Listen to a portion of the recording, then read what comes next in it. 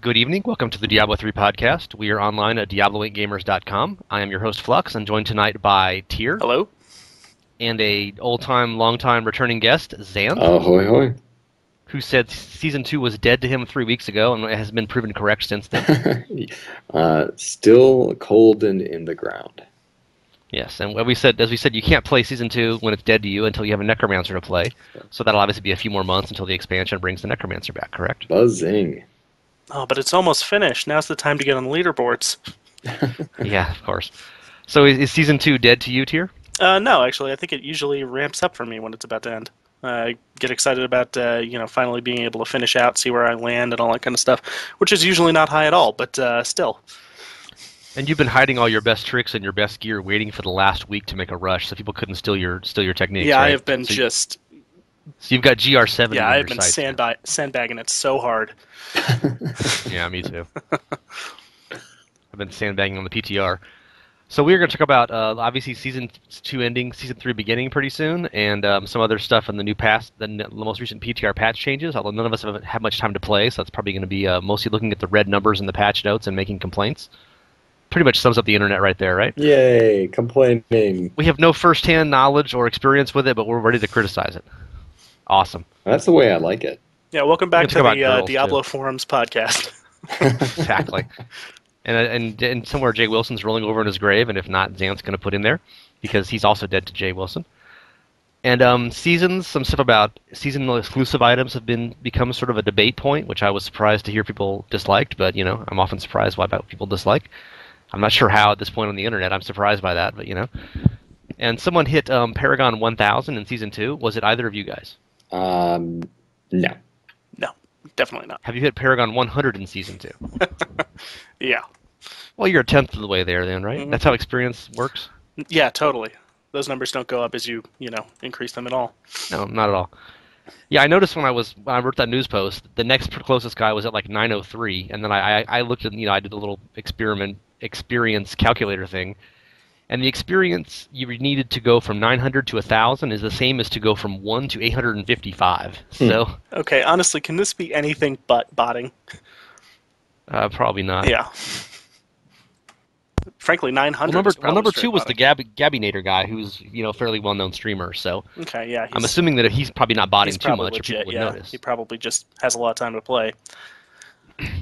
But it's still, he was in second place, and he's basically like half as much experience as the guy in first place. So I would assume it's either botting or multiple people on the account, right? Or possibly both.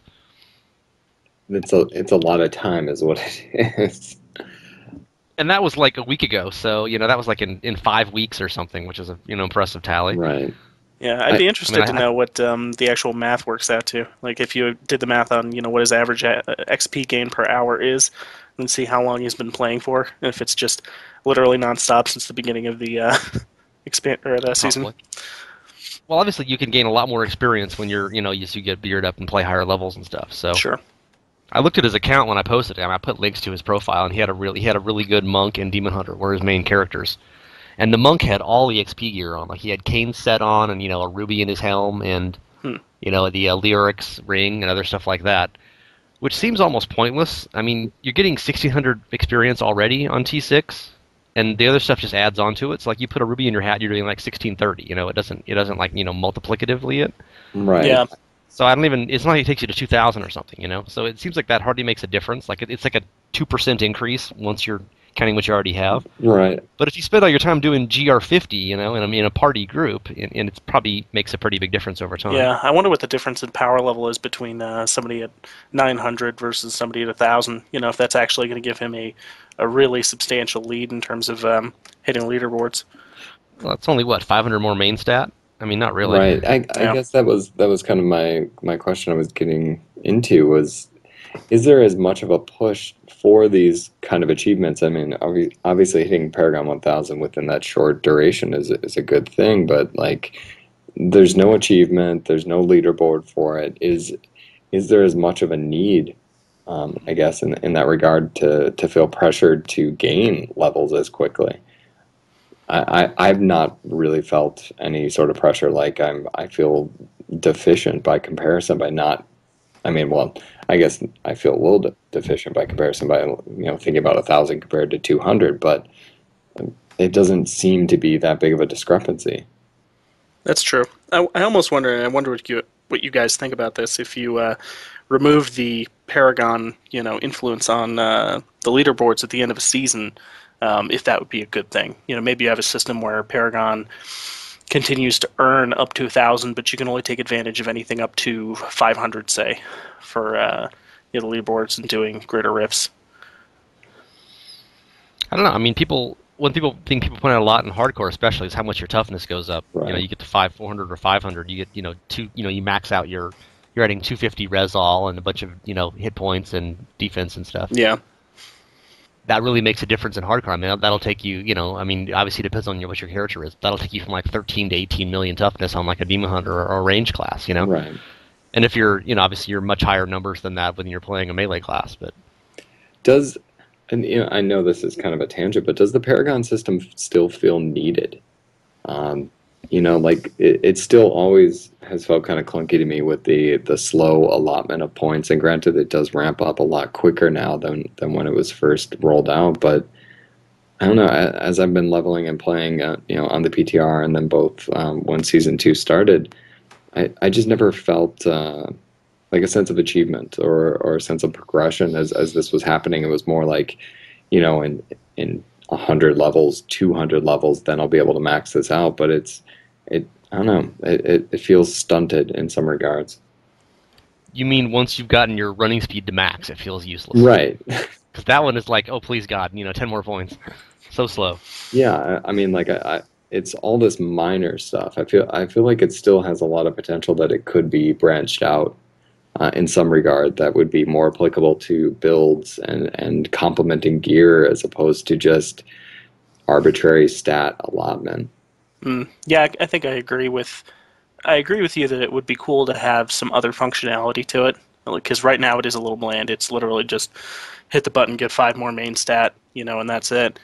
I mean, I guess I also get 0.1 cooldown reduction. Yeah. Wow. Ooh. I do feel like it's good to have in the game, because I don't play nearly as much as some of the top streamers do. So for me, I'm not getting drops like they're getting. I'm not running Greater Rift 40, just farming for loot.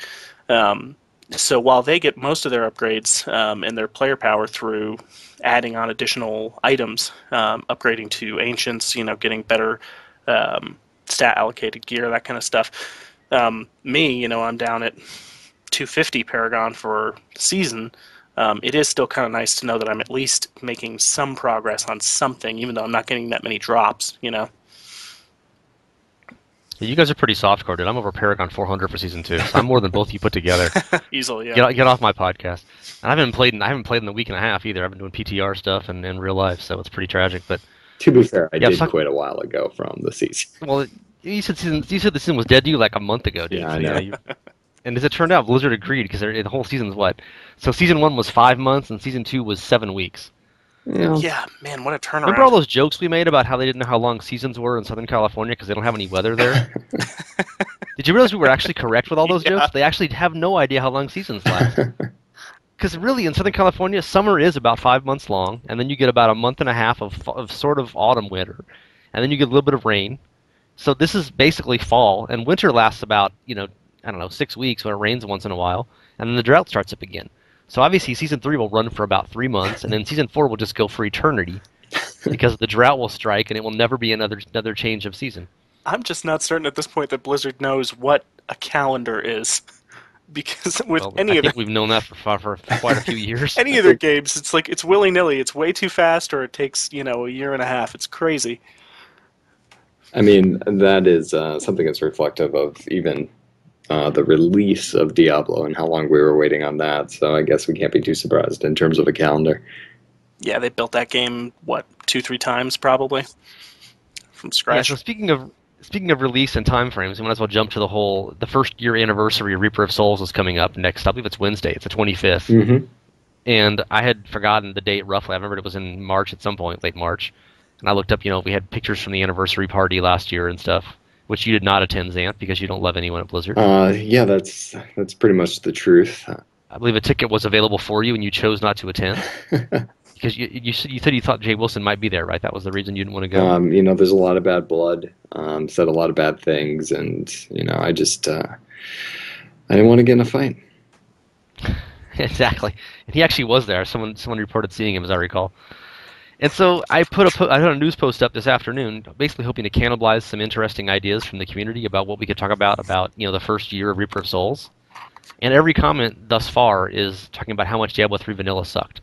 So I guess by extension or by process of elimination, they are saying they like Reaper of Souls much better. Yeah. But really, it's hard for me to even think that it's been a year. I mean, remember the beta test started like 4 months before the game, right? Or 5 months. Yeah, it was pretty early on.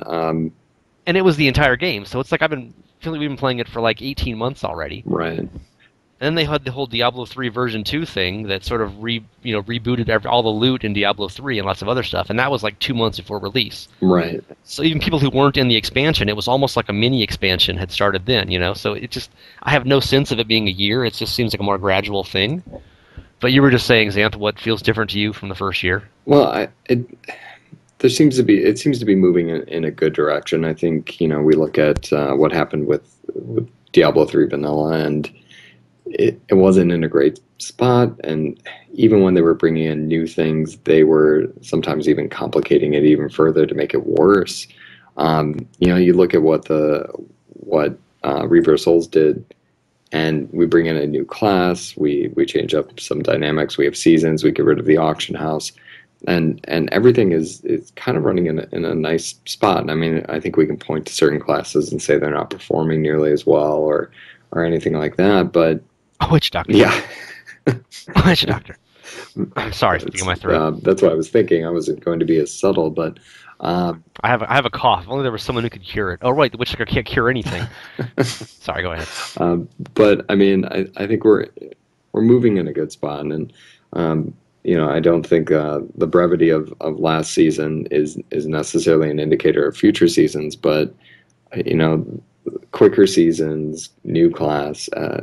I guess I find, as much as it is the internet, there's less to complain about. The complaints that we have are now necessarily attributed to any game. When we're looking at class balance and we're looking at items and stuff like that, as opposed to these major things that are systemically wrong with the game.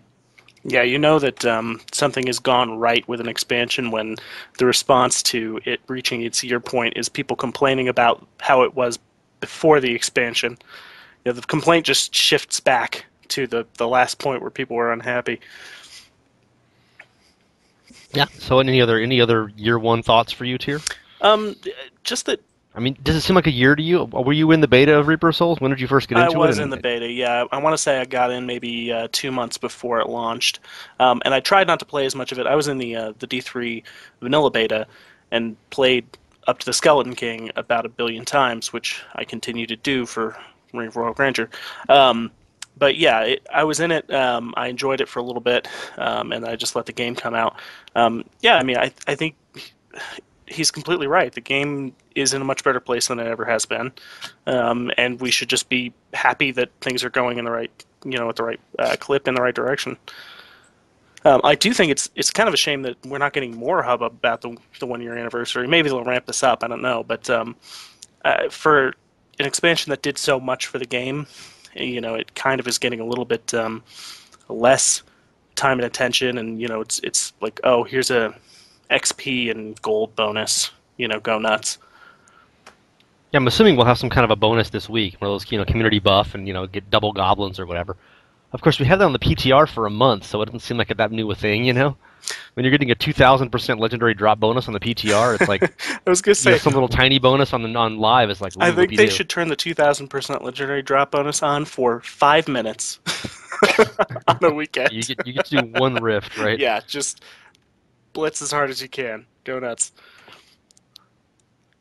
And it's funny when they remember the PTR, they had the 2,000% bonus on, and then they turn it off for like a week between patches and turn it back on again. And there was no notice given of either of these changes, right? And I had just gotten on that afternoon after waiting 30 minutes to create a game. I was in my first rift, and like the first 4 things I killed in the rift popped a legendary, right? Of course.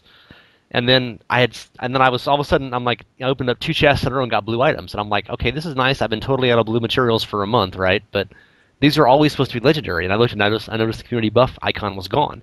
I'm like, oh man, they turned it off right now in the middle of my game with no warning. And then I had already spawned a few more monsters, on the edge of the screen, and I ran over them and killed them and got like 3 more legendaries immediately that were, they'd already been spawned when the buff was still active. And then the whole rest of my rift, I found like 1 more legendary. It was like, so I had this amusing inventory screen where like the first 7 items were all, uniques, and were all legendaries or sets, and then like 1 other ring the whole rest of the way. It was all blue items. Because of course I hadn't seen a blue item drop in a month, and it was like bing, bing, bing. But now it's come back and it's staying on, and it's just crazy legendaries as fast as you want them, and they keep adding new patches. One of which came out this week, which none of us have played yet because none of us are hardcore and we're bad people. Basically. But we can all look at the patch notes and see the red text and make complaints about things we don't actually know anything about in person because this is the internet after all. So did anything you notice in the patch notes here? I have a couple of rants I want to do, but I'll let you guys jump in first. Anything you notice? Any sets you've been watching? They made tweaks to Talrash's set, and the Barb set got a big nerf, went from 500% to 100% damage. Right. I think the one set, and it's what a deep voice you have, Tier. Go ahead, Sam. sorry, I'm interjecting because it's something I've been thinking about a lot lately. Actually, I've been playing because, I got a little bored with the wizard. I wanted to shift over to the monk because they're kicking ass left and right, and I wanted to see what was the deal with it. A very enjoyable experience, but I keep getting the Thorn set. And what, the Invoker set? Yeah, and that is a set that when it first came out and was in the beta, and if you were able to kind of piece it together with a Crusader, was awesome to play. And the concept of thorns itself was intriguing, given the Diablo 2 history and the Paladin and what have you. And it just feels like a wasted set right now that I can't foresee any use to it. There was all this talk about a Thorns build, and they were going to work with it to kind of make it work. And if you remember from the beta, there was one player who had put a set together and was able to just kind of roll through everything. I guess upon seeing that, they decided they just didn't like the way the build had played out. And I guess for me, that's really disappointing because I really liked that playstyle. I wanted to kind of, work with this kind of tank that was really much more defensive and take on a whole bunch of stuff while dishing out damage due to, taking on that risk. But it's a set that I think they've kind of abandoned, yet it still persists to drop for me way too often. I don't think kind of is a word. They have abandoned this set. Yeah. And they gave the Crusader a whole other set. Roland's came in because that was supposed to be the Crusader set, and they're like, it's just not going to work, and we're just going to leave it here. Right. They probably should have just turned the damn thing off, because all it does is piss you off when you gamble or find a piece now. Oh, right? absolutely. Because I think they just ran out of ideas on it, frankly. I mean, they've said they want to get back to it someday, but it's just straight passive damage. I told my first wife, and it's been a while. Yeah, I mean, it is just straight passive damage. You take damage, you deal damage. And that's the kind of damage that they absolutely hate. They want you clicking on things as fast as possible. And they've tried to figure out, for a while they were putting in, they were making gems in your weapon make more reflex damage and trying to figure out some ways to make it be viable. But I think it's just, every other set in the game is what you just said. You click stuff and it does damage. And this one, you're trying to base the damage output on what's being dealt to you. And it's like a whole different game to try to balance this one set in a way that nothing else works, right? So I think it's probably just too much trouble to worry about yet. Maybe someday in the future when the Necromancer comes back and you have Iron Golem and Iron Maiden and stuff, maybe then you can use it. Yeah, I mean, maybe if they gave it some ability or, gave you a class that had an ability that would actively increase the damage of Thorns. I don't know. Well, I think Crusader had that, right? And they took it out after initial testing. Iron Maiden. Yeah, where you could maybe pop a skill or something like that and then step into a disco beam.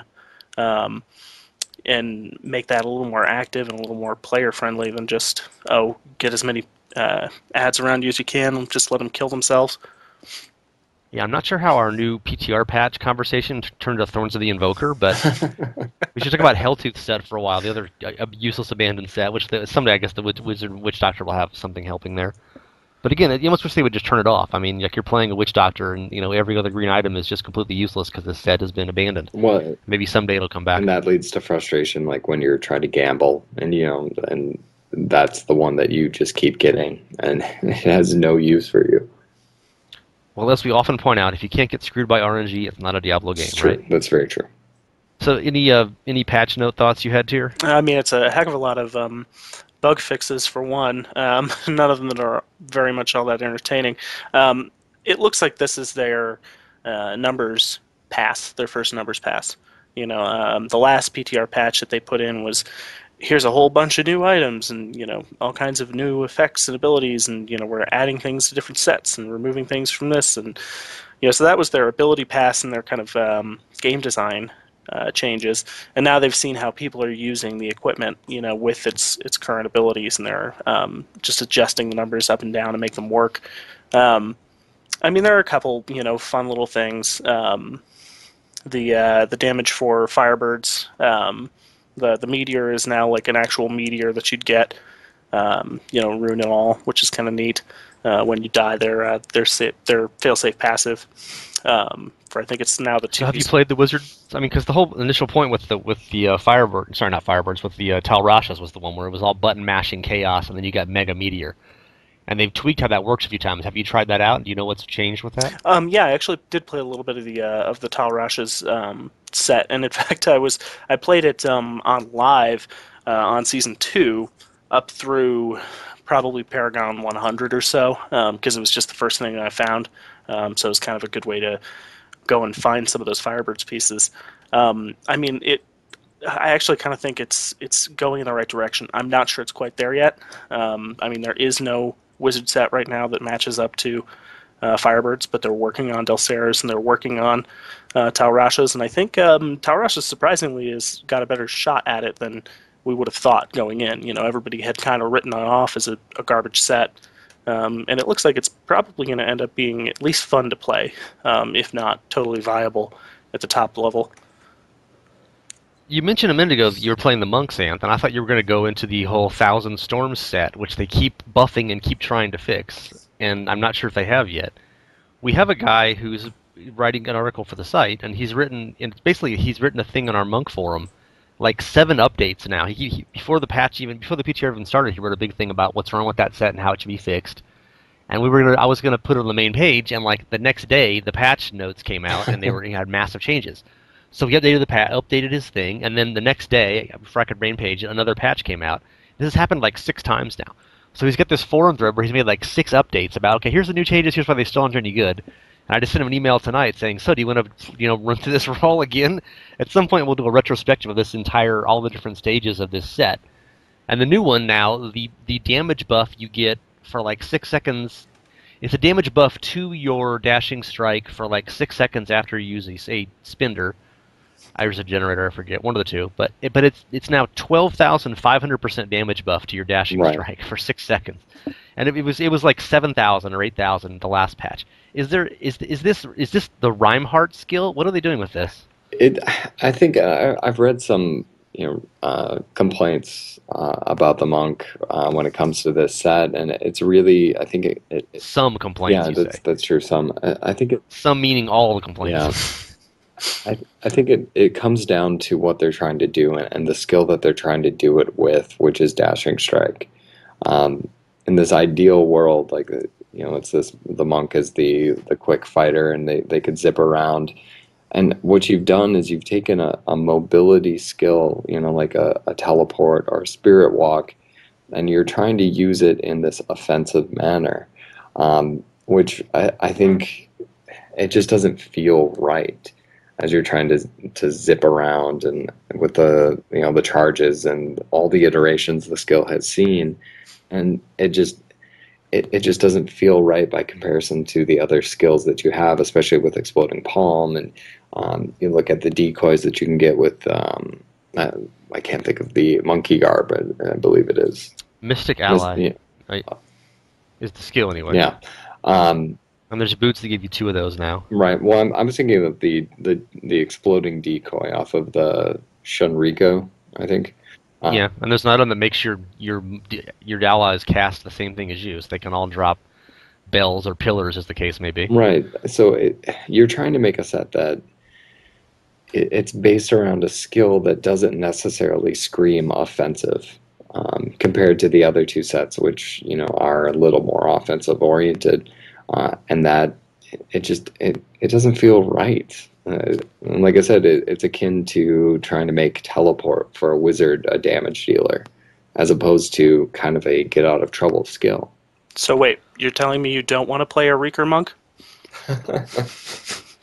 Yeah, I was gonna say there's a fairly well-known item build in the game that is nothing but dashing around, lurching spasmodically and doing gigantic damage. Barbarians seem to like it quite a bit.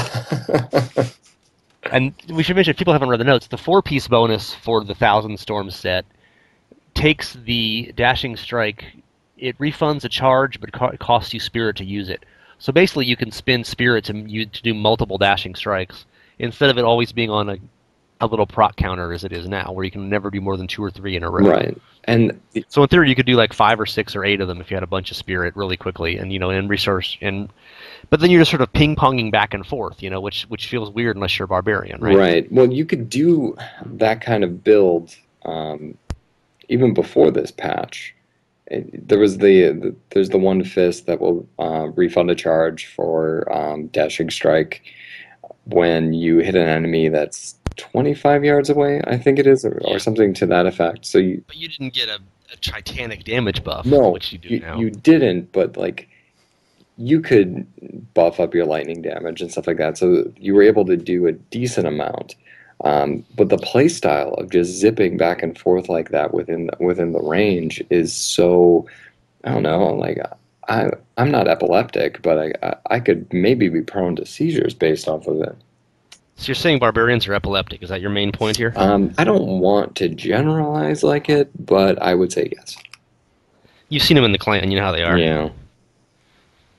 So do you think? So any thoughts on that, Tier? I was just wondering if you think it's an issue of monks not having any kind of, or at least I don't think dashing strike has a vacuum effect for any of the runes, if I remember right. No, no, it doesn't have any effect. And that was one of the big things about Reekers that made Reekers work, was that you could actually gather enemies by charging, dashing around. And the issue with the monk is that you're basically going from point to point, and all of your other major abilities kind of require you to stop and stand still and cast stuff.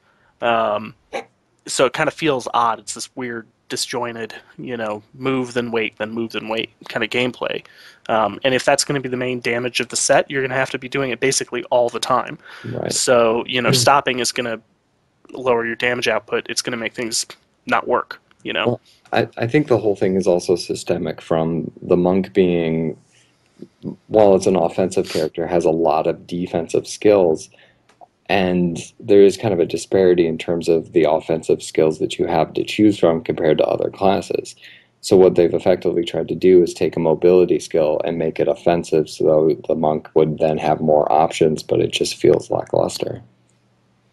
None of us have tried it. I kind of want to try it, though, because my usual monk thing, I had found a ancient incense torch with my demon hunter, just sort of accidentally found one, and I put it on my monk, and I don't like using it. I don't like two-handed weapons. They're just really slow, and it's like punch, punch, punch, pillar, pillar. I want to go punch, punch, punch, punch, punch, punch. No, pillar, bang, bang, do zip, zip. I remember the monk in back in vanilla. We used to play a lot of monks, and both of us did in hardcore. Right. And the whole build was just a sweeping wind and lightning fist, and you would just kind of dot from thing to thing, and you pull a bunch. No one will use the pull skill back then. But you would just sort of go from group to group, and they would kind of vacuum into your sweeping wind and get obliterated. And you drop a couple of pillars, and of course it wasn't pillars back then; it was something else I think we used. It was just the bell back then. It was just a bell. But I mean, it was sort of you can kind of that play style now, but it seems like this new set you would do. And now the pull is very effective too. So if you were doing Thousand Storms, you could just sort of substitute Wave of Light out and put something else in, and use Dashing Strike for what you used to do with Wave of Light. And because I think the 2-piece bonus on this set is a huge buff to the damage of your spenders, of your generators, and the attack speed, right? It's like 30% attack speed and 300% damage or something. So in theory, you're going to be really good with your punch, punch, punch, punch stuff, and you can hit a pull and then do a couple of dashing strikes and just obliterate the entire pack, and rinse and repeat, right? Right. Now I have to go try it now. Can we stop so I can go on the PTR? And pause. And pause. So well, maybe we'll have an update on that next time when Blizzard has again buffed this set just in time to screw up this guy who's trying to write this article in our monk forum.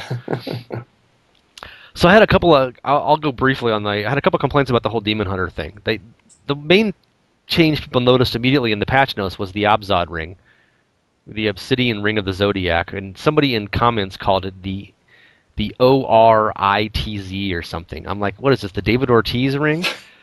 And Lanth, who's been a reader of our site since the Diablo 1 days and used to write Diablo 1 articles occasionally for us back when I was playing that as well, I've known him forever, was like, what the hell is this? You know, like just this get off my lawn, you damn kids. It's the Abzad.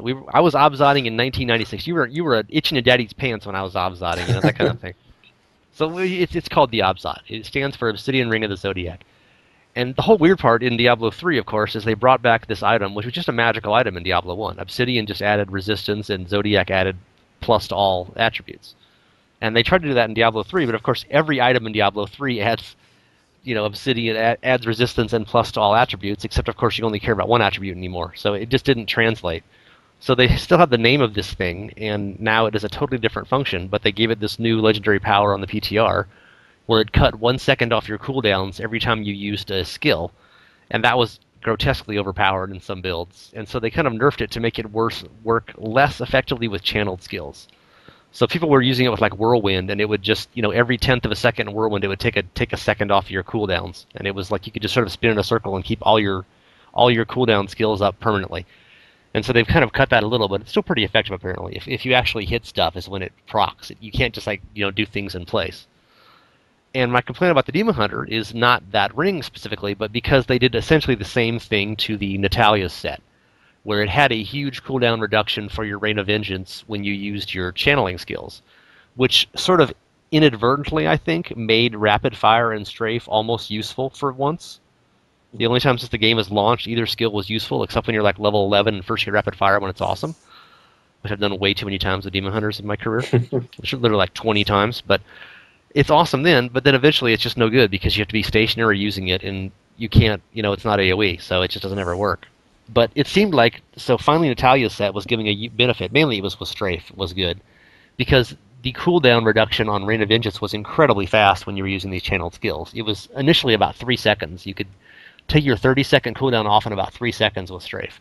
So you could cast 2 or 3 Rain of Vengeances at all times. They just sort of have this permanent raining doom from above, which is awesome.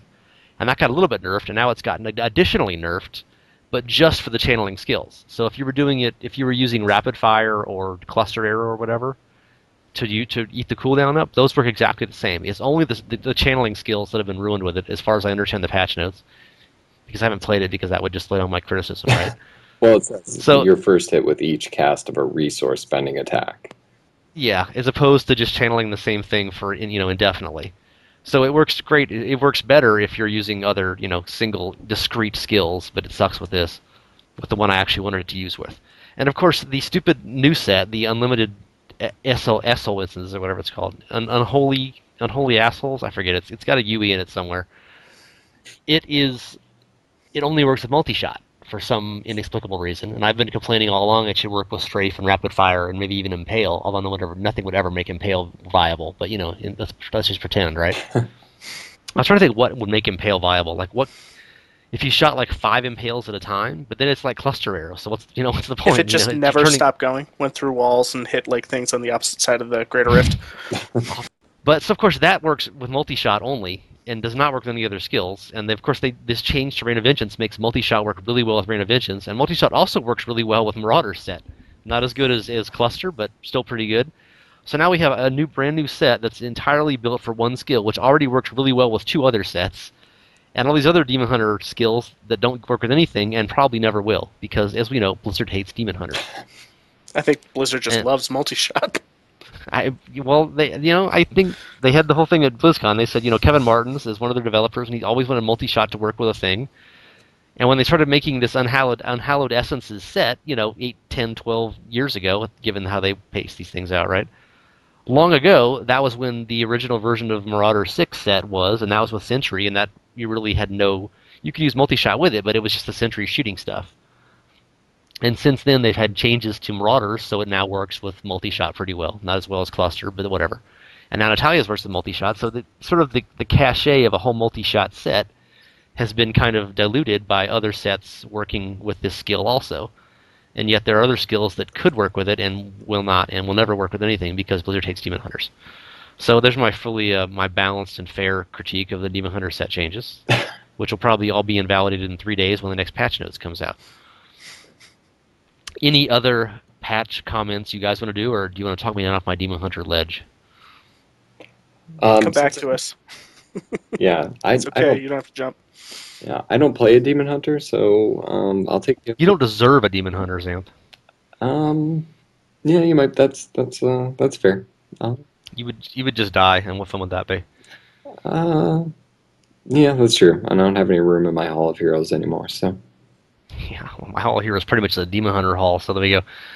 So one other thing on the changes and not changes in the PTR, I'm curious what you guys think about this. All of the old vanilla sets got massive upgrades. We were just talking about Talrashas and Thousand Storms and others. That's actually I guess that is a vanilla set. IKs. Yeah, IK, that's obviously the huge buff, and other the other sets, the Inya's has gotten buffs, etc. But what they've done a lot is most of those sets were only 5 pieces back in the day. I think the IK was the 6 piece, and the other ones were all 5. And they all added a sixth item to them, and then added a 7th item to them in a recent patch to give you some gearing options. So you only need 5 out of 7 if you have a Rorg, and you have 2 different slots.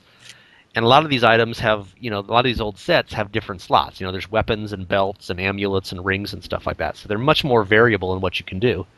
Meanwhile, all of the RoS original sets have 6 items only, and they're all the exact same item slots, right? Which gives you 0 variety, and you've got to use 5 out of 6 at least, even with a Rorg. Why can't we get a 7th piece added to all of these, the more recent sets, Natalia's and Jade Harvesters and, Fire... Of course, Firebirds has a 7th. Everyone else gets screwed because Blizzard loves wizards, right? Yep. That's why it rhymes. So, what do you guys... Should there be a 7th piece? Like, they all got a belt added to it or something? I mean, the one thing I really noticed using the Unhallowed Essences set is that you cannot go 6 of that and 2 of Marauders, which means you don't get your awesome Marauders 2 bonus, which is all your companions at once, because I love my Ferret Bros. But there's the same thing with other sets, where there's some nice 2-piece bonuses. You just give you more gearing options. It's weird they've made these old vanilla sets are now super powerful. In the IK set, obscenely powerful. And they're also much more variable in where you can use them, and the Reaper of Souls sets are still stuck in the same 6 slots forever. Can they fix this, Zan? I'm going to blame Jay Wilson. Yeah, he crawled out. He back from the dead. Yeah, because I've been holding on to that one for a while now. I can't imagine that they couldn't. I wonder if the inclusion of the additional piece is to help push people to try the new sets, where they may have shrugged them off before, aside from the fact that they're all much more powerful than the RoS sets. But I can't imagine it would be too difficult to kind of go back and just add in another piece to kind of free things up for really everybody. And if the end goal is to make gearing, something that is a decision, right? And it's something that you have to kind of think about before you are tackling a character, then it's only going to open up more options and then create more build diversity, which would be a good thing. Have any thoughts on that, Tyr? Yeah, I'm going to make my first completely unfounded prediction and say that they put it in the next patch notes. I think they better hurry, man. The season's ending, and the patch is coming in like a week and a half. I mean, it's obvious that there's a disparity there.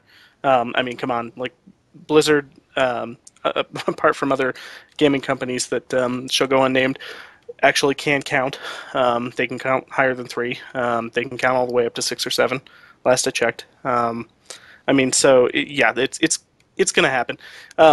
I mean, sure, it may not happen with this next patch. It may not happen in this season, but if they're going to do it with 3 or 4 sets, they're going to see a disparity there, and they'll probably introduce it. I mean, they'll either do that, or the other option, I think, is to introduce more rare, or rather less used slots for those sets. Switch something out. So, like, for instance, one of the nice things about the Barb set, the IK set, is that one of the items is a weapon, which allows you a bit of flexibility because most of the other sets in the game don't have that additional flexibility on the weapon. So you have to put your pieces in elsewhere, in slots where you've got probably plans for something else. So maybe they'll do that, but no, I have a feeling that we're going to probably see them go up to 7, no problem on these. So it's like they're working on their version of Spinal Tap. The 6-piece sets go to 7. Yep, exactly. But why don't you just make I don't, 6 better and make 6 the highest number? Because 7. because 7. I don't think they're gonna do it. I mean, if they would have done it, I thought it would have done it in the last notes or the one before that, when they added the 7th piece to all the other sets, because it seemed like it was a pretty obvious problem at that point. Yeah. Maybe because I didn't mention it on the podcast, they haven't figured it out yet. So I mean, I think one of the issues is probably just that it takes a little more time than we would think to put those in. You know, they've got to, in some cases, it took model about a day to whole put new. the 7th piece. I'm sure they were working on that longer than you know. Well, I mean, they started with 6. You know, they were all went to 6, and like the next patch notes, hey, there's now 7, and they changed like some from pans to something else. You know. Yeah, because I guarantee they'd been working on adding additional pieces to the sets for probably a couple months. But yeah, I mean, it's like you got to get a couple new icons, you got to get new models in some cases. You know, so it takes a little bit of work, but I'm sure it'll happen. Do you share his optimism, Xanth? I do. I mean, even if they didn't want to include another piece and they didn't want to do all the coding or whatever is going to go into it, why not just, if that's the case, take the newer sets and make the restriction from 6 pieces to 5? Because 7. Sort of a slight tangent, Xanth, but you're from the Midwest, right? I am from the Midwest. Can you, in fact, count to 7 without taking off your shoes? Well, I don't teach math, so I am going to need some assistance. Well, if you taught shop, I know you couldn't. So. As the joke about the wood shop teacher goes, yes. He can barely play a banjo anymore. So, Season 2, we mentioned briefly that the ending date had been named. The ending date is Season 2 is April 5th, and Season 3 starts April 10th, I believe, unless I wrote down the wrong dates here. Of course, the immediate joke made is that April 5th is a Sunday, which is also Easter, and therefore, obviously, any hardcore characters who died that day will automatically be resurrected. Oh. No? That's a nice feature of the game, but it's kind of an Easter egg. Oh, bum, bum, bum, bum. I've been sitting on that one for a week, dude. Get it? Because there's Easter eggs are on East. Never mind. So he's like, holy shit. Yeah, you don't get this on the other podcast, do you? So I mean, you predicted Season 2 would be dead. You said it was dead to you weeks ago, Xanth. Yeah. And are you surprised it went 7 weeks? I mean, Blizzard, Southern California weather jokes aside. I guess, to be honest, I'm surprised it's ending this quickly. As much as I was laboring the death of it, I did expect it to go a little bit longer. I was thinking maybe May would be around the time to announce, and then maybe mid-May we would get Season 3. But at the same time, I think they've got a good product in the new patch, and why let people lose interest by running a season too long? Let's give them what they're probably already enjoying, and kind of roll with it. Because I mean, my time on the PTR has been good. I mean, even without the 2,000% drop rate, and I don't know. I'm excited for Season 3 in that regard. Remember how Season 1 on the PTR went for like 4 months? And they just kept like patching it. I was really surprised they started Season 3 testing so soon, but obviously they were planning on making Season 2 end really soon. Is there some ulterior motive here? Are they trying to time this to match something? And people were saying in comments, maybe this is all, they're timing this so they'll be on a new season when they announce the expansion pack or something. I don't see why that would make any difference in the world, but I mean, why do they rush? Why go from 5 months to 7 weeks? What's Season 3 going to be? A week? I mean, is it going to be 3 months? I mean, are they going to? It seems that we all kind of assumed, I guess, they would go to something about 3 months, like seasons are in the real world, right? Or at least something consistent. Well, I can't help but wonder if they rushed the new season because there were so many questions about what had been announced from BlizzCon that when season started, and people were pretty upset with the fact that we didn't see any of those new items or new sets that they had been talking about. So as a way to kind of placate and not just kind of give the atypical soon answer, they were able to put the PTR out so that we could test it. And now it's just in a good spot, and maybe they're ready to kind of go. Do you have a tinfoil hat here, and would you like to put it on and make a like a wild accusation? Sure. Dance Studio They got to get that out for season 3. I don't know. Maybe this is the first time we've ever seen Blizzard with a surplus of content. They just they have to get it out, so that they can move on to the next thing. I think it may actually. I wouldn't be shocked if it had something to do with an announcement of an expansion at BlizzCon. I'm not sure how moving the date up would help them, unless they have some kind of internal metric on or schedule for how many seasons they want to hit before, we have a new expansion announcement or a new expansion launch. So maybe that's it. But it's I just can't see why that would matter. I mean, it seems like a reasonable suggestion, but I assume they would, if they do launch an expansion, they will obviously want to time that with seasons. I would assume you would have a season in right before it launched, and probably have no season for the first couple of weeks, so people could try the new stuff out without it being seasonal. Yeah. I mean, but I don't see how an announcement of a future product would make, how does that even relate to seasons in any way? Perhaps I'm not, playing their fourth dimensional chess properly, right? Yeah, no, it's probably, to be honest, it probably is just Blizzard being Blizzard, in that Blizzard is full of a bunch of guys who, at the end of the day, walk around their offices a whole lot and spend a lot of time playing their games. So they probably are just so excited about the changes that they've got coming. They're like, just hit the button on it. It's fine. Just go for it. We got new stuff coming down the pipe. We want to play that. The only tinfoil hat stuff that I can think of might have to do with BattleNet. Like, is there, as we know, there's only so many BattleNet techs available, and there's so many programmers available. Like, is there some big thing going on with Hearthstone or Overwatch or something like that? Or their Heroes of the Swarm, whatever it's called now? And they had to reset the season at this point because in the next 3 weeks, all the techs are totally busy with some other BattleNet project, and they couldn't have been available to help them with it. I mean, that's a possibility. I have no idea if that's in any way, shape, or form accurate, but that makes sense. The same thing. I couldn't think of anything else, any other conflicts. Yeah, the same thing could be true just internally with the team. If they know that they've got something big coming up down the pike, and that they need to get on it, there's a possibility that they're rushing these guys to push this content out, get things ready, so that they can maybe move them all onto development and deployment of, say, a PTR for a new expansion. That's being very optimistic, but it's possible.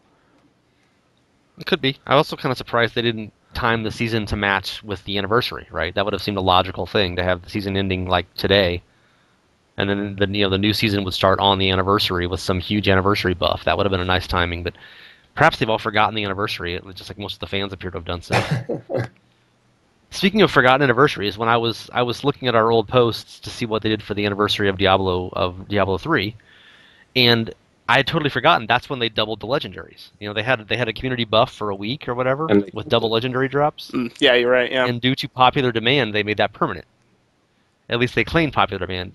To tinfoil hat it, many people at the time said they were going to do this all along. They just did it in the guise of a community buff to get our excitement up more, and seemed like they were giving us a special present based on all of our forum comments.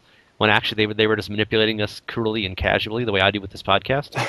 Okay, yeah, sure. It's all evil intentions. Them giving you free stuff is their malicious it's all intent. part of their master plan. Whatever. If they time that to make sense for them, good for them. Go for it. Knock yourselves out. Okay, next seasonal thing. What do you guys feel about seasonal exclusive items? I thought that people were pretty okay with them, but there's been some forum comments I've seen recently. I put a vote up about that just a couple of days ago. Do people like that there are multiple items that are exclusive to seasons? And this was more of an argument, I guess, in Season 1 and Season 2, because almost all the new stuff was just for seasons. And now in the next patch, we're getting all those 3 new item sets and tons of buffs to existing item sets, all of which are available seasonal or not. So it's kind of harder to put that tinfoil hat on, but that never stops anybody on BattleNet. What do you feel about seasonal items, Xanth? Is that a reason that you play seasons, is to get the new legendaries? And if there were no seasonal items, if all the new legendaries were available to whatever, would you be less likely to play seasons? No, I think one of the appeals for seasons for me was harking back to ladders from Diablo 2, and there was no incentive for the ladder aside from the economy reset. Like, you weren't getting anything better. There were items that were only available on the ladder, though, in D2. They were the same ones for, every ladder forever. Right. But But of course, there were also mods you could enable those single player without, offline without having to bother with it. Right. I guess for me, like the appeal of seasons is the rush and like just starting fresh, kind of harking back to the beginning of the game on launch night. Like there's something fun about having everybody on the exact same page. Necessarily you're not going to be able to keep up with the people who are going to be putting in 48 hours or whatever in a row, but for those moments when everybody's starting out and torment is still like a challenge and all that like to me that's the big appeal of it, and slowly kind of getting back to a sense of power as opposed to languishing in T6 and just keeping a continual grind for the one piece of gear that you can't find. The appeal of seasons is in that undiscovered country in some respects. Even though we've taken the path many times, it's a fun journey, and I guess that's the appeal. You don't have to incentivize it for me necessarily. I'm still going to take it. So what do you think about that tier? But first, I would like to note that if anyone is playing the drinking game at home, that was 2 harks there by Xanth, and that's at least a shot. So go ahead, Tier. I'm pretty sure those are the first harks you've had on the podcast this year. So forsooth. Yeah, it's interesting. Barely. I think that the people who are complaining, honestly, this is probably just them. If I were to psychoanalyze a little bit, we're finally starting to settle into a rhythm on seasons. So I think they're finally getting the feeling, instead of this being a new thing, oh, there's a season out, and people are on it and they're playing. This is where, grumpy people who are grumpy that they don't get the free things that they want because they want everything to be free are finally starting to feel a little bit like they've been left behind because we're getting continual season updates with new legendaries each time. And it is absolutely a necessary mechanic, I think, for seasons as they exist in D3. If we do have, for instance, a change or a major new mechanic added, they talked about on one of the chats, what if we had a season where, people couldn't heal, there was no healing. I'm sure if you were to do that, you probably could get away with having that season not incorporate any new legendaries, because there would be something just big enough and just new enough to keep people coming back. But as it stands, with the voracious appetite of people who play this game, you have to have that reward loop there. So people are just starting to feel a little left behind. They're feeling like, oh, I'm not getting all this stuff, and and they cry, and then they go and they QQ. So, it's okay. Like those people they'll settle down probably in the next couple seasons when things start to get higher than they can count. When you've got 5 or 6 different seasons, they'll unless they take their shoes off. Yeah, exactly. So yeah, once they move off their toes, then they'll probably just be like, this is just the way the game works, whatever. The main complaint I've heard about seasons is people who aren't playing them, whereas everybody else does, and there's like no one left to party with. And that's certainly been a thing. In the clans that I'm in, it's like 90% of people are playing seasons of active players. It seems like, yeah. Like 50 people online the first season, and 48 of them are playing seasons, and 2 of them are Paragon 614. You're like, wow, how they get so? Oh, they're not seasonal, losers, and they're playing with each other because no one else will. Yeah, it reminds you of my childhood, frankly. If you're talking about the random pool of players, there's still people playing non-seasonal. I hop on non-seasonal for my Crusader occasionally just because I don't have a seasonal Crusader. I don't have the time to level one. So, those people are out there, and if they want to find a pug group, sure. It's probably harder, you're right, for them to find someone in their own clan because people who are in clans typically are putting in more time and effort into this game, and I think that correlates to being more likely to play seasons. So it's not a big deal if they just want to get a pickup group and go and do bounties or rifts or even G rifts. I think they'd probably be fine. What would you guys think about if they, once you hit level 70, remove the restrictions on who you were playing with, to where you could have non-seasonal players hop into seasonal games, say maybe with a Paragon level that was capped at the highest seasonal character in that group. But they can't get seasonal items, or what? No, they wouldn't be able to get seasonal items. They need trading restrictions. Yeah, you need a couple. Which is an odd thing to say we need more of in Diablo 3. Yeah, yeah, you're right. there's so many in place, it wouldn't be that difficult to add a new one. But yeah, I mean, you could just play together. You could run a standard Rift. I mean, the loot's already personal. That's been in since Vanilla D3, so you wouldn't have a problem with people trying to fight over an item, especially a seasonal item. You just get your own loot. But I Yeah, think and they that could watch you find really cool new stuff they can't get. That would be more fun to taunt them And then with. eventually they would join seasons. there would be a power disparity though, because if you're gaming, you're a fresh 70 and then somebody's coming in with a Paragon 600, they're going to be able to just kind of rush you through and help you gear up a lot quicker. Yeah, Paragon's the only thing I can think of that would really be unfair for that. You know, in terms of power disparity on items, I mean, we've seen that power creep is real, and obviously with the seasonal people getting the newer items that allow for that power creep, I don't think it would be an issue aside from Paragon. If you could find a simple solution, like I said, for Paragon, cap it out and make it an average of all the seasonal players in the game or something like that, it probably wouldn't be an issue. I thought they could do the opposite actually, and it would be almost like the PTR, where you could export seasonal characters to normal and play with them. Just copy And them I over. don't. Yeah, just sort of like what you do with the PTR. Like if you just had a friend who was not seasonal, and then you would be limiting yourself to whatever the drops were in non-seasonal. But at least you could play together if you just wanted to do it briefly. But then of course I just think Blizzard just can't be bothered with this stuff. They don't want to have having to figure out writing special code for different drops in the same game to not be available and limiting Paragon points and all this kind of stuff. It's like, just play seasons. We'll give you new legendary gems. Just play seasons. It's true. They're too busy making new goblins. Got to get more And we'll give you goblins. new goblins too, yes. So, one other thing on seasonal here. Or not. Okay, that was it. Any last seasonal thoughts? We have a vote on this right now, and it's actually, I thought there would be more, one would be more of a runaway winner. And the first option was make it. I don't like the current seasons. Yeah, the current one was basically what we have now, and it was only 40%. And then I had an idea. The no seasons is 20%, and seasons without exclusive items is 19%, and make all new items in seasons only, so you have to earn them from scratch, was 18%. So really, there's just, it's all over the place. There's absolutely no consensus of any kind in this, and once again, the Diablo 3 community has failed me.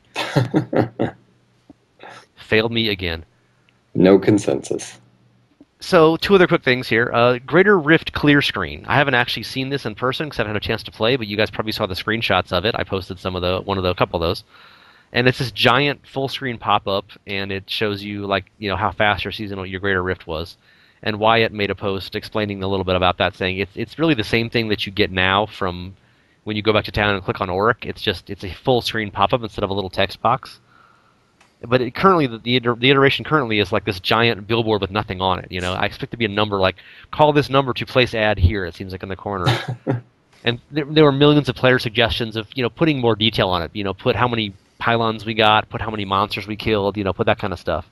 And Wyatt said that wasn't out of the question, which I was surprised to hear him humoring the peanut gallery in that way.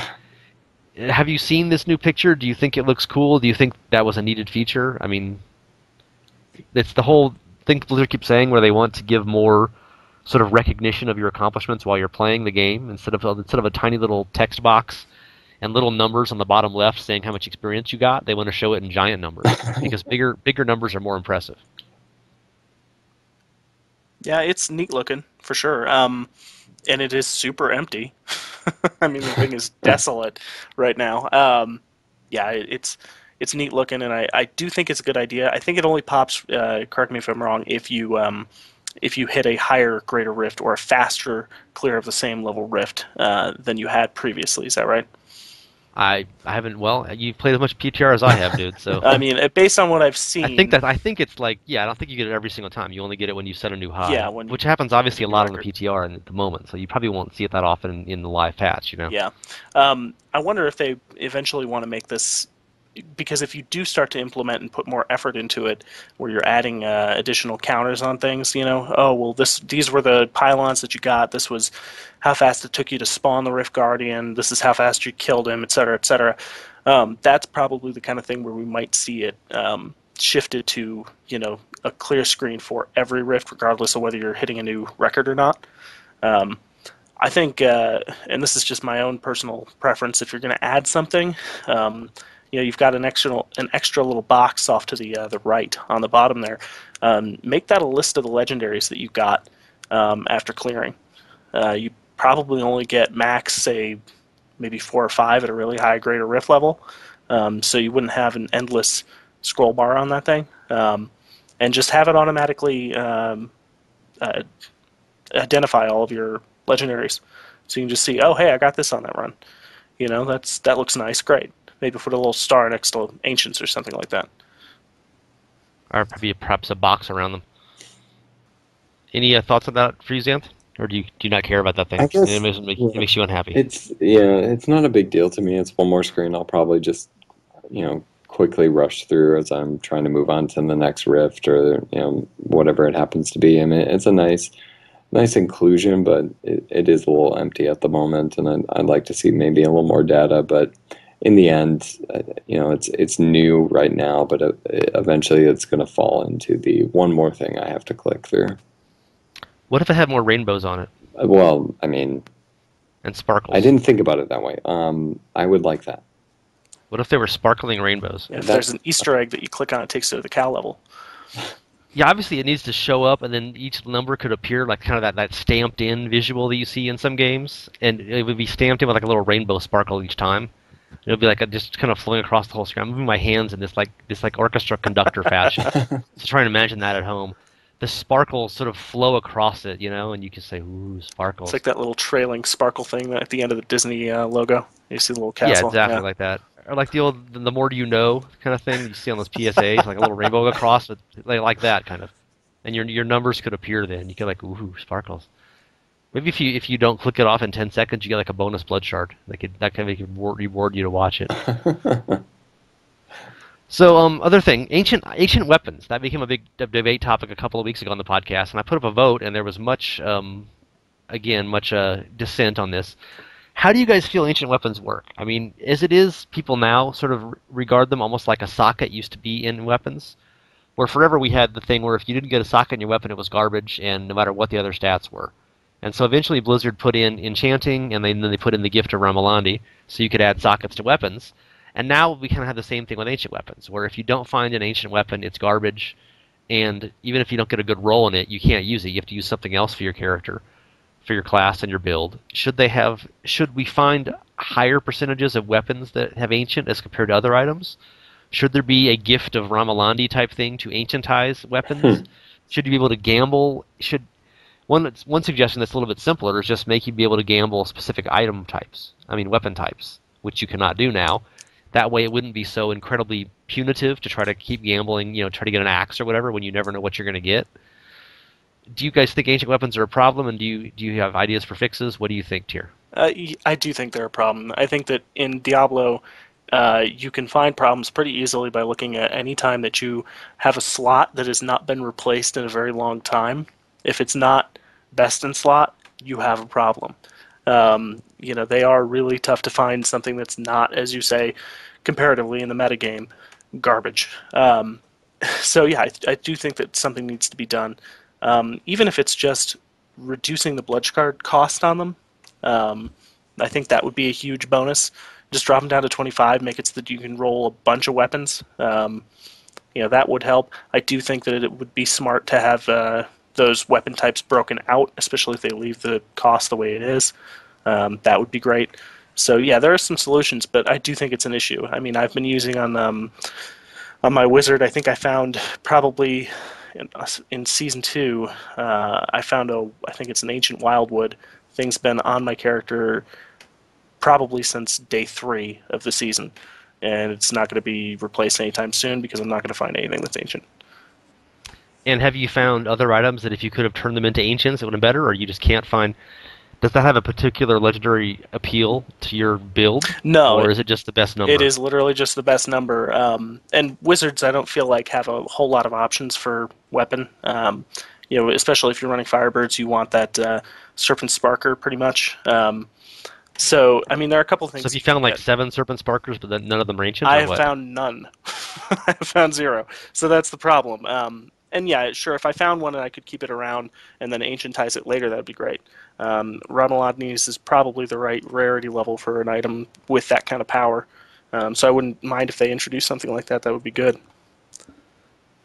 What is your ancient weapon opinion, Zan? I would agree. I think it is a problem in some respects because you do need them to have the best in slot for whatever build or whatever character that you happen to have, and ideally, it's going to be a rare weapon already. Um, so you're not seeing them too often, and it almost takes away from the experience of finding a good item because then one, you found it, but then you also have to go, well, it's not ancient, so now I'm still looking, and it's going to take away from the hunt because it's kind of like a legendaries from vanilla in some respects because you knew when you got them they were still going to be garbage. Well, now you're finding an item, and it takes away from the joy of actually finding it because it's not going to live up to what you would hope. I think that's somewhat problematic. I'd read a post about somebody suggesting a way of, introducing a new blacksmith plan or something like that, where you would take 5 or 6 of, a particular legendary and transform that into the ancient version. So in some ways, rewarding you for finding that particular item type multiple times, but it not living up to the expectation that you had wanted. If it's something like a furnace that you've happened to find luckily a bunch of times, and none of them are ancient. Well, now you have the opportunity to roll it as an ancient and see how it goes. And even that concept, it doesn't necessarily guarantee that the ancient item is going to be any good. There's nothing more discouraging than actually finding an ancient and then it not quite hitting the mark. Yeah, or you can't find the main problem. What Blizzard has said about this is they like it being rare and they like it being hard to find the upgrades. And their theory is that you will find some other ancient weapon and say, "Oh, I can use this," even though it's not my ideal, and maybe it's got a different legendary power, and you can try that out instead. Yeah, I Which really I suppose love my Wildwood. Man, gotta tell you, it is just super exciting. Yeah, I don't have all the wizard item bonuses in my head. I mean, but I'm sure there are some other wands and wizard items that you'd be like, oh, I wouldn't really use this, but it's got a special power to meteor or something like that. So maybe I'll try using meteor because I found this item. That's kind of what Blizzard has claimed, right? Which I guess makes sense if you're just picking up the game today and don't have your build all planned out in advance, which is like one person. And obviously the other problem is people who have a specific you have to have item X, Star Metal Kukuri or something like that for your build to function. And you can spend the entire season never find that item in Ancient, and you feel like you've wasted your whole season because you could never do the build that you really wanted to do with your favorite character class purely based on the one item you couldn't find, and it wasn't even or at least find it in Ancient. Or you can do it, but you're so much lower damage that you can't do the build the way it should be done, or you want to do it. Yeah, they want them to be prestige items. I mean, let's be honest. Weapons are the coolest thing to get in D3. That's the whole. If you're going to get a piece of gear and it's going to be an upgrade, anyone would choose a weapon, not just for the numbers, but because it's more fun, it's cooler. So they want those things to be hard to get, but I think this is probably another example of them having to come around to the idea eventually that, oh, wait, things being too hard to find is not good, and no one likes it, so loot 2.0 and double it. That's what's happened in the past, so I'm kind of surprised to see them not reach that realization faster here, because it's the same issue. And they'll fix that immediately, I'm sure. Get on it. I mean, the main issue is just that the Ancient, any other slot, Ancient is like a mild upgrade, I mean, it can be pretty good. You get it in gloves, you might be adding 500 stats or something like that. But with a weapon, it's like 30% more damage, I mean, the worst Ancient roll is better than the best possible non-Ancient roll for like basically every item in the game. Right. Well, and you mentioned too, what if you get something with a new ability on it? I've got Wands of Woes and that kind of thing sitting in the bank, but they're useless to me because I have one ancient item that's a better stat stick. So you can have that problem too. So I do think they need to do. I don't think it should be as easy to upgrade it as a GIF of Ramalandi. I mean, those are pretty common at this point. And it seems like ancient items should be pretty hard to find, and it should be you should have to hunt a little while to get. So maybe if there's an ancientizing version of the gift, it could be less common, or if you find 5 of the item that's not ancient, you can upgrade it. It'll like Griswold keeps track when he burns them for you or something, and that obviously is adding some unnecessary complications there. But it seems like there should be some incremental way. If you do X enough times, you can then make this item ancient, or it'll make it better odds, as opposed to just a total 1 in 1,000 luck chance of it, which is what we have currently, and is what you would have if you made a gift of Ramdalandi that was like a tenth as likely to drop or something. That would seem like it would be just as much of a lottery win as the ancient item in the first place, right? Where most things in the game are a little more enjoyable if you can make steady progress towards it. You don't find all 6 pieces of your set at once, right? Unless you're on the PTR right now. You find one, and okay, I need the helm or the boots, and then I'm ready to roll. That kind of thing. Right. Well, I mean, even with that system, if you come across a weapon that you didn't, it didn't roll too well, and it's not ancient, you can at least still be able to say, hey, I only need to find this 4 more times, and I might end up with something that's actually usable, and that might encourage you to keep grinding a little bit in some regards. Like you have a little more motivation. What if they had a additional affix for 6-piece, say, set bonuses that just makes it more likely for you to find particular weapons? Once you've got your 6-piece Samwukos or whatever, you get a buff to incense torch drops. You just find more of them. Could be, but that's a fairly specific thing, It is. I mean, they could do it for a number of them. Okay, so it's incense torches, flying dragons, and a couple of furnaces, some other things that are good. I don't know. That's probably not a good solution, but there are so many things that you could throw out that would be better than what's here. And you might be using a different set than you want to be using because you can't find the weapon you need to use that other set, or other gear or whatever. But yeah, I don't know. They've resisted. I mean, we've been suggesting that kind of thing like since Diablo 3 Vanilla, like a magic find that you can target just for rings or just for weapons or just for items from this set or specific things. And they've always not wanted that. They like the RNG crapshoot. Yeah. Because of course you can't get screwed by RNG. It's not a Diablo game. So. Okay, so just do the right thing and buff the drop rate. That's all you have to do. You don't have to put in a new system. Well, the anniversary's not until next week, so they can't do that until. Right. Good point. So, any final thoughts, guys? No, I mean, there's no rush for me on season 2, but I think season 3, and I felt that seasons in and of themselves, like right now is the perfect time for hardcore. We've had the game around for so long, and it's a great time at the start of a season to try something different.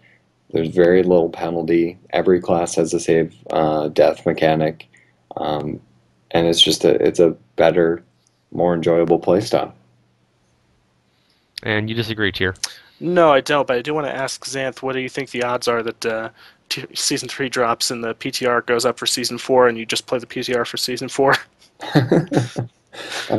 I don't suspect there'll be a PTR right away, just due to the fact that we don't know of anything down the pipe. Like, we don't know of anything else that would be on the horizon that they would want to be testing. Like the ruins of Sescheron. Yeah, that would be about it. Ugobs, yeah.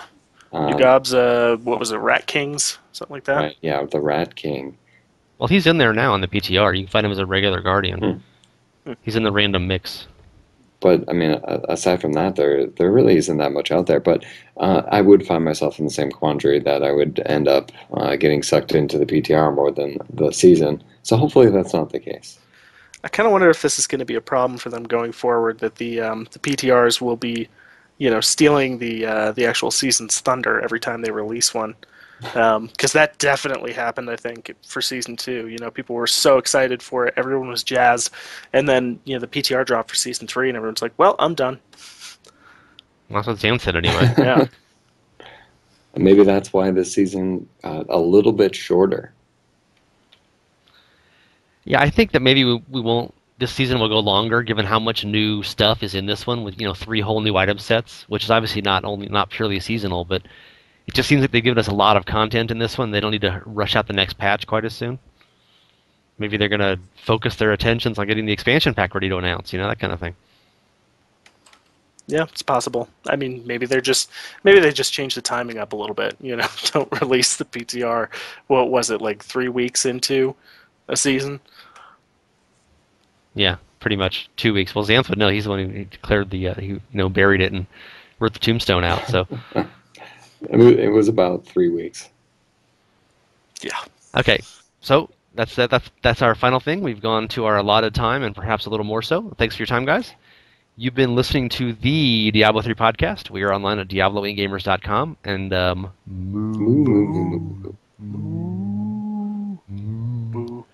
what percent of people do you think never played Diablo 2 and have no idea why we move at the end of the show? Well, if they've never seen the level in Diablo 3. Well, I've never never seen it, that yeah. either. So. Yeah, neither have I.